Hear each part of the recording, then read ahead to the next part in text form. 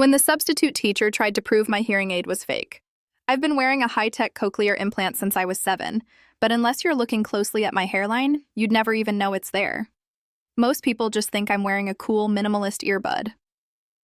In my junior year, our regular history teacher went on maternity leave, and we got Mr. Miller. He was the kind of guy who bragged about detecting lies and constantly complained that Gen Z was addicted to noise. From day one, he had it out for me. Every time I'd tilt my head to listen better, or adjust the volume on my phone's transmitter app, he'd snap. "Take the AirPod out, Riley," he'd bark. I'd explain, every single time, that it was a medical device. I even offered to show him the doctor's note on file. But Miller?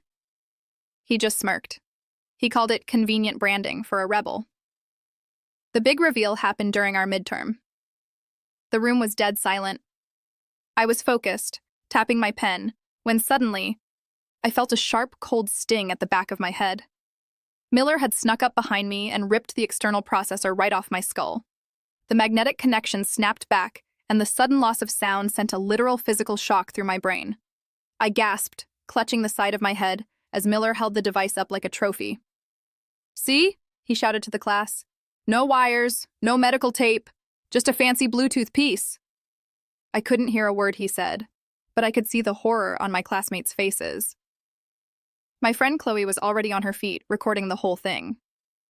I was shaking, trying to reach for my processor, but he held it higher, mocking me. That's when the vice principal walked in to drop off some extra Scantrons. He saw Miller standing over a crying student, waving a $4,000 medical device in the air. Miller tried to play it off as a teaching moment about honesty.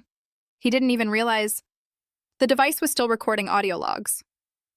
Miller wasn't just fired. The school board stripped his credentials. Turns out some people are so obsessed with catching a liar that they become the villain of the story.